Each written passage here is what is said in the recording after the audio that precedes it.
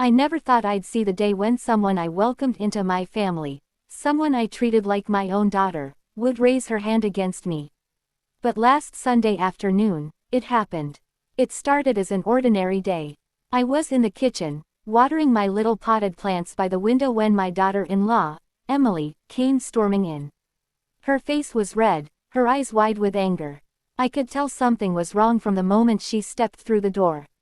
Without even greeting me, she shouted, "Where are the house keys, Mom?" Her voice cracked like a whip through the quiet house.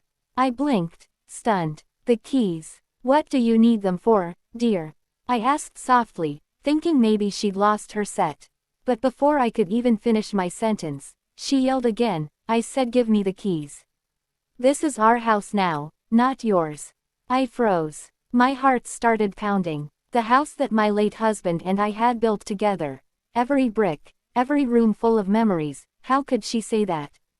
I tried to reason with her. "Emily, what's gotten into you? You can't just..." But before I could finish, she slapped me. Hard. The sound echoed through the kitchen. My cheek burned, not just from the pain but from the disbelief. For a few seconds, everything went silent except for the sound of my own breathing.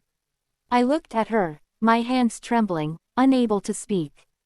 She stood there, glaring at me as if I were some stranger standing in her way. That was the moment I realized, something much deeper was going on. This wasn't just about house keys.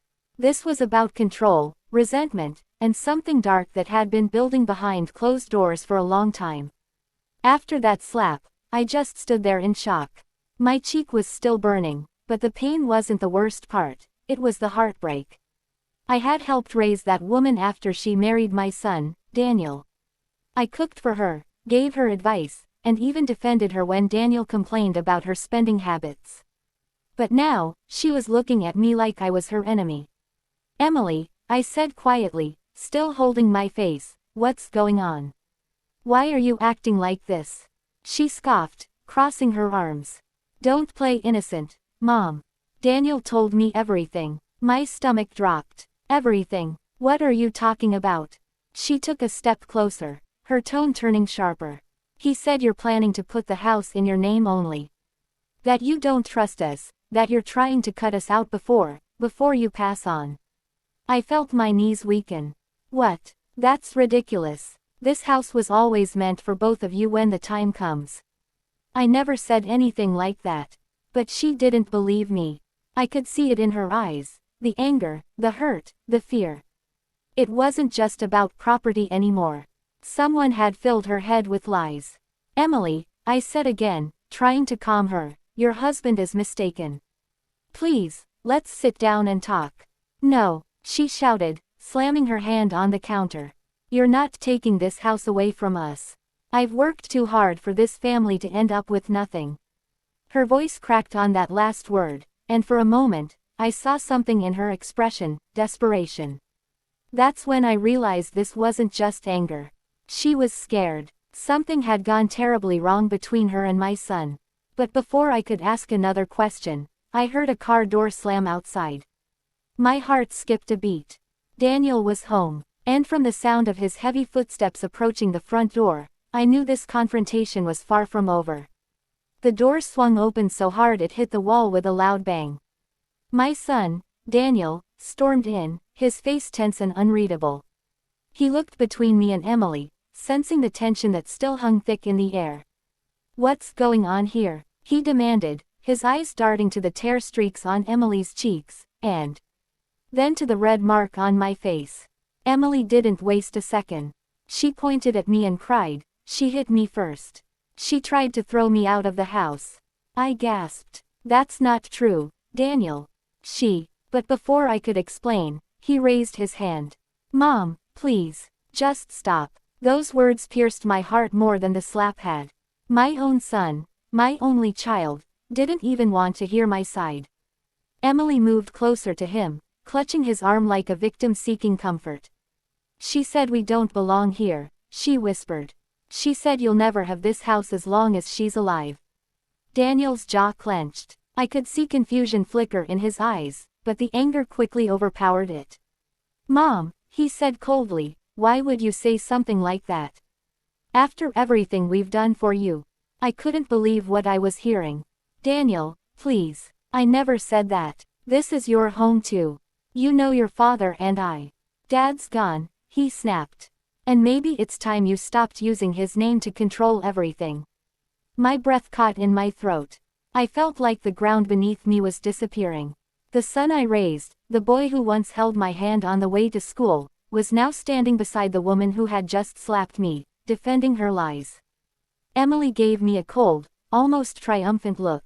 We just want what's fair, she said softly, pretending to be reasonable. Daniel took a deep breath, then looked at me with an expression I'd never seen before, disappointment mixed with resentment. Give her the house keys, Mom. We'll talk later. I stood there, speechless. My hands were trembling as I reached into the drawer, my heart breaking with every second. When I handed the keys to Emily, she took them without a word, but her eyes told me everything. This wasn't the end. It was only the beginning of something far worse. That night, after they took the keys, everything changed. The air in my own house felt different, cold, heavy, unfamiliar. I could hear them in the living room, whispering and arguing in low voices, but I couldn't make out the words. Every so often, Emily's voice would rise, sharp and bitter, followed by Daniel's attempts to calm her down.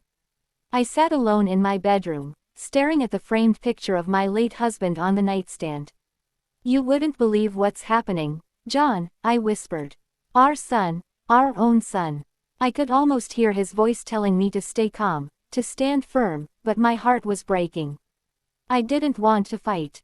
I just wanted peace. A few hours later, there was a knock at my door. It was Daniel. He stood there, hands in his pockets, eyes downcast. Mom, can we talk? I nodded. Of course, dear. Come in. He stepped inside, but he didn't sit. Look, Emily and we've been under a lot of pressure lately. The rent at the apartment keeps going up, and we're drowning in bills. She's scared. She thinks you don't want us here. I sighed. Daniel, you both could have told me that. You don't need to take what's already yours. This house was always meant for you. He looked at me then, just for a second, I saw the little boy I used to know. But it disappeared as quickly as it came. Emily said you changed the will, he said quietly. I froze. The will. Daniel, that's not true. Who told her that? He hesitated, avoiding my eyes. She said she saw a document in your drawer. My heart sank. I knew exactly what she'd seen, a copy of an old insurance paper, one that had my name on it. She must have gone through my things. Daniel, I said firmly, your wife went through my drawers. That's not right. He sighed, rubbing his temples. Mom, please don't make this harder. Just let things be peaceful, okay? Maybe you should stay with Aunt Grace for a while until things calm down. I stared at him in disbelief. You're asking me to leave my own house. He didn't answer. That silence told me everything. When he turned and walked out, closing the door softly behind him, I sat there in the dark, tears falling silently. The house that once felt like a home now felt like a battlefield, and I was the only one left fighting for it. The next morning, I woke up to the sound of furniture being moved. I walked into the living room and froze. Emily was standing on a chair, rearranging the family photos on the wall, removing mine and my late husband's, and replacing them with new ones of just her, Daniel, and their little girl. Emily, I said softly, trying to keep my voice calm, those are memories of this house. Please don't take them down. She glanced at me over her shoulder. Oh, don't worry, Mom. I'm just making space. It's time for some new energy around here. New energy. That's what she called it. One by one, she packed away my memories. Our wedding picture, the photo of Daniel in his graduation gown, even the small painting John and I bought on our honeymoon. Each sound of a frame being wrapped in newspaper felt like another piece of me being erased. Daniel wasn't home that morning. He had gone to work early, leaving Emily in charge. She seemed to know that, and she used it. By noon, she was in the kitchen, opening cabinets. You have too many old dishes, she said bluntly. They're cracked and mismatched. I'll buy new ones. They're not just dishes, I replied quietly. They were my mother's. She laughed. Then maybe it's time to let go of the past. I wanted to argue, but something stopped me. The slap from the day before was still fresh in my mind, and I could tell she was waiting for me to lose my temper, waiting to twist my words again when Daniel came home. So I stayed quiet. I went to my room, closed the door, and sat on the edge of my bed. That evening, I heard her on the phone in the hallway. Her voice was low, but I caught bits of her conversation. Greater than, yeah, she's still here. Don't worry, Daniel will talk to her soon. We'll get her to move out, legally if we have to. Those words made my blood run cold. They weren't just trying to take my keys. They were planning to take everything. I realized then that I couldn't just sit back and hope things would get better. Something had to be done, before I lost the home I'd built with a lifetime of love and sacrifice. That night, I couldn't sleep. Every sound in the house made me tense. The creak of the floorboards, the faint hum of the refrigerator, even the wind brushing against the windows. My mind kept replaying Emily's words on the phone. We'll get her to move out, legally if we have to. What did she mean by legally? The next morning, while Emily was out dropping my granddaughter at preschool, I decided to look for answers. I didn't snoop out of malice. I just needed to understand what was happening in my own home. In the living room, I noticed something odd, a brown envelope sticking halfway out from under the couch cushion. I pulled it out, and when I saw my own name written on the front, my heart sank. Inside were a few papers, photocopies of legal documents. The first page was a property transfer draft, listing my address, my name, and Daniel and Emily's names as joint owners. The second page was a letter from a real estate attorney, dated just last week. It discussed updating ownership records in accordance with family arrangements. Family arrangements. That was their plan. They wanted to make it look like I had agreed to hand over the house. I felt sick. My hands were shaking as I placed the papers back exactly where I found them. When Emily returned, she was unusually cheerful. "Good morning, Mom. I picked up your favorite bread from the bakery," she said sweetly, placing a bag on the counter. Her tone was too smooth, too forced. "Thank you," I said quietly, pretending to be calm. "That's very thoughtful of you." She smiled, but her eyes were sharp, watching me, measuring me. All day, I pretended not to know a thing. I cooked dinner, set the table, and listened as they both laughed in the living room like nothing was wrong. But inside, my heart was pounding. That night, I went into my bedroom, locked the door, and picked up my phone. There was only one person I could think of to call, someone who had always been good with legal matters. My late husband's younger brother, Uncle Robert. When he answered, his voice was warm and steady. "Hello, sister-in-law. Is everything all right?" I took a deep breath and whispered, "No, Robert. They're trying to take the house." He went silent for a moment, then said firmly, "Don't worry. Don't sign anything, and don't leave that house. I'll be there first thing tomorrow." For the first time in days, I felt a flicker of hope. But deep down, I knew Emily wouldn't give up so easily. True to his word, Uncle Robert arrived early the next morning. His old silver sedan pulled up quietly in front of the house just as the sun was rising. I met him at the door before Emily or Daniel even woke up. He was a calm man, gray hair, kind eyes, the sort of presence that made you feel safe no matter how bad things got. When he saw the worry on my face, he didn't ask questions right away. He just stepped inside, put a comforting hand on my shoulder, and said, "Let's talk somewhere private." We sat in the kitchen, whispering over coffee as I explained everything, from the slap, to Daniel's coldness, to the legal papers I'd found. He listened silently, nodding every so often, his jaw tightening a little more with each detail. When I finished, he leaned back in his chair. "This isn't just family drama," he said finally. "This is manipulation, and possibly fraud." My heart sank. Fraud. But Daniel would never. Robert held up his hand gently. "I'm not saying Daniel planned it. I'm saying she might be using him. You said the papers were copies, right? That means someone's preparing them behind your back. And that letter from the attorney. I can find out who wrote it. Before I could respond, footsteps echoed in the hallway. Emily appeared, wearing her silk robe, hair tied up perfectly as if she hadn't a care in the world. When she saw Robert, her smile faltered for half a second, but only for a second. "Oh, Uncle Robert," she said, feigning surprise. "What a nice surprise." He returned the smile, polite but firm. "Morning, Emily. I just dropped by to see my sister-in-law. It's been a while." "Yes, it has," she replied tightly, glancing between us. "Everything all right?" "Everything's fine," Robert said smoothly. "We were just catching up." But I could tell she didn't buy it. As soon as he turned to rinse his cup, her eyes darted toward me, sharp and suspicious.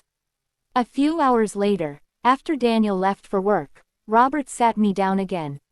"I made a few calls," he said, scrolling through his phone. "That law office, yes, the one on those papers, it's real. But they've been handling property transfers for Emily's cousin. It looks like she's using a connection." I felt a cold chill run down my spine. "So she's really trying to make it official." "She's trying to trap you," Robert said firmly. "If you leave this house or sign anything, she could claim you gave up your rights. You need to be careful." Just then, the front door opened again. Emily was back, early this time, and carrying more folders. She stopped when she saw Robert still there. Her smile vanished. "You're still here." Robert smiled faintly. "Just making sure my sister-in-law's being treated fairly." The look on Emily's face turned icy. "Of course she is," she said flatly. But as she walked past us, she clutched those folders tighter, like someone guarding a secret. Robert leaned close and whispered, "We need to find out what's inside those papers. That's the key." And at that moment, I knew, the real battle for my home had just begun.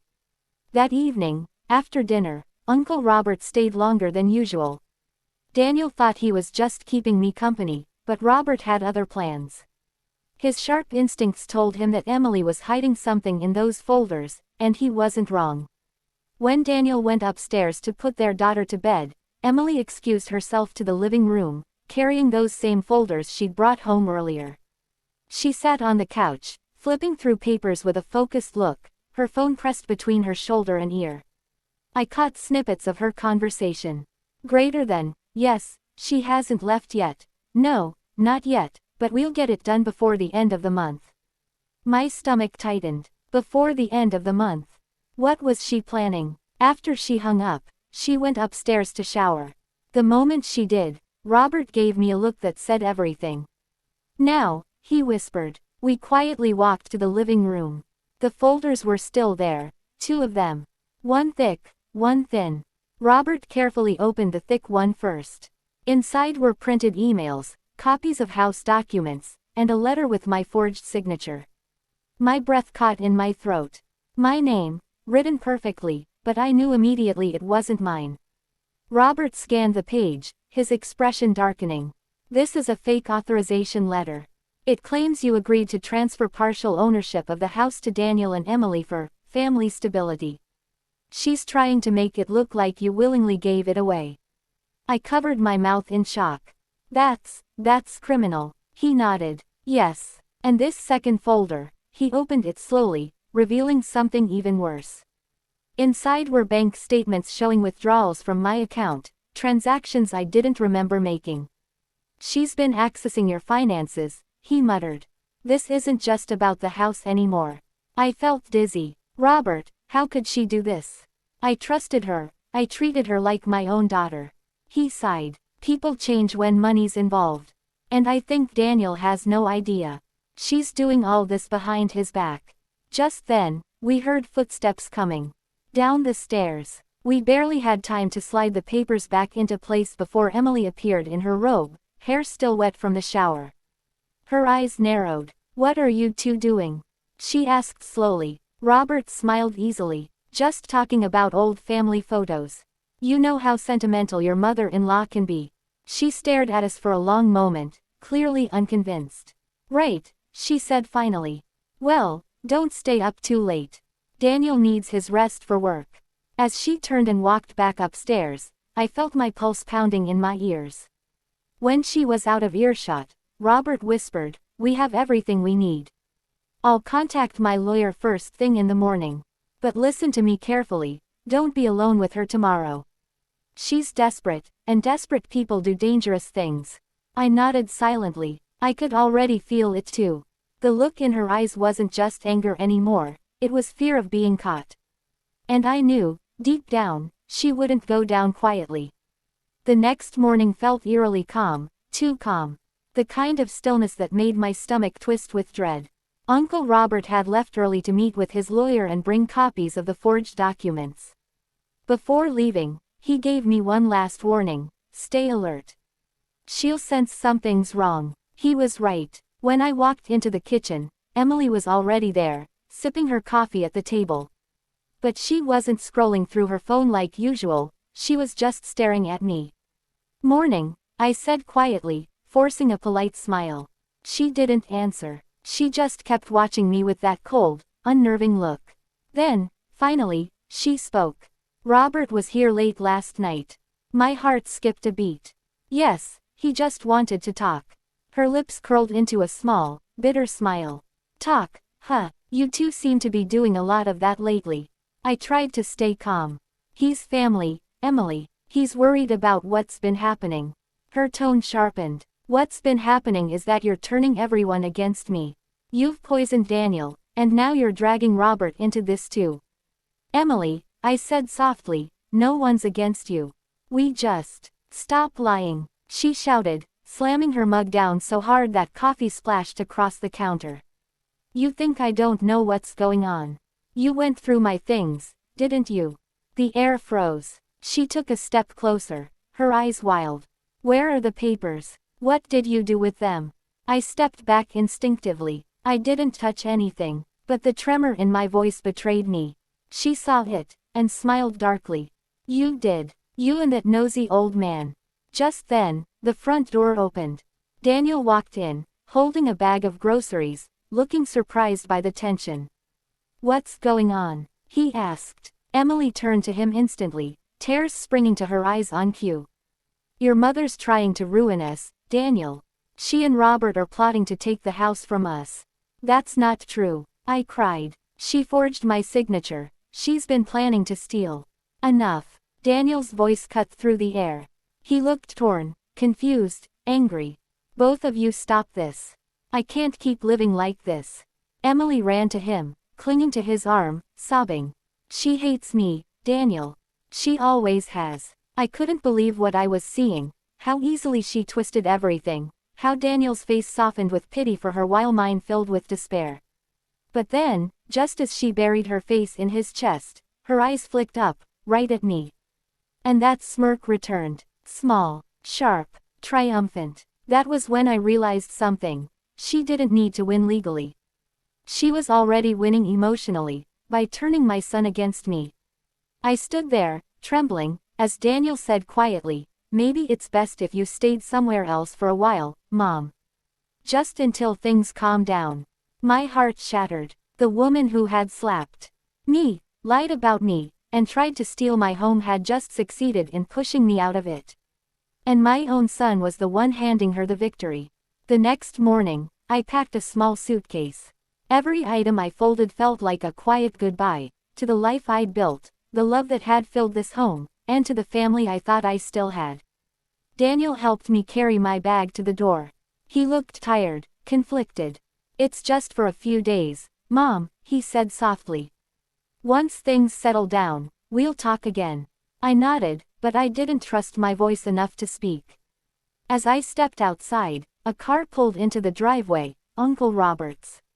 He got out quickly, holding a thick envelope in his hand. "Don't go anywhere," he said firmly. "This isn't over." Daniel frowned. "What's this about, Uncle?" Robert looked straight at him. "It's about the truth. And you deserve to hear it." He opened the envelope and pulled out the documents, the forged signature, the fake authorization letter, the copied bank transactions. "These," he said, "are the papers your wife has been hiding. I had a lawyer verify the handwriting. Your mother's signature was forged." Emily, who had just walked into the hallway, froze. Her face went pale. That's ridiculous, she snapped. He's lying. Robert ignored her. And that's not all. The bank confirmed recent withdrawals from your mother's account, done online, using a device registered under your wife's email. We've already filed a report. Daniel turned to Emily, his expression shifting from confusion to disbelief. Emily, please tell me this isn't true. She stammered. I was trying to fix things, Daniel. We needed money, and your mother wouldn't help us. I just wanted to make sure the house, our future, was secure. You lied to me, he said quietly. You turned me against her. I did it for us. She shouted, tears spilling down her cheeks. But the act was over. Her voice cracked not from guilt, but from fear. Robert stepped forward. You forged a legal document, Emily. That's a crime. You should be grateful your mother-in-law isn't pressing charges, yet. Emily's eyes darted between the three of us, realizing she had no more cards left to play. Without another word, she ran upstairs, slamming the bedroom door. The silence that followed was heavy. Daniel stood there, his shoulders slumped, shame etched across his face. Mom, he said finally, voice trembling, I'm so sorry. I didn't see it. I didn't want to believe. I reached out and took his hand. You're my son. I forgive you, but now you have to open your eyes. He nodded, tears filling his eyes. I will, I promise. That night, after Emily left to stay with her sister, the house felt quiet again. Peaceful, but also hollow. I walked through each room, touching the walls, the photographs, the memories that had nearly been stolen. In the end, I didn't just get my house back. I got my son back, too. As I stood by the window, the evening sun spilling through the curtains, I whispered to my late husband's photo on the shelf, it's over now, John. She can't hurt us anymore. And for the first time in a long time, the house finally felt like home again.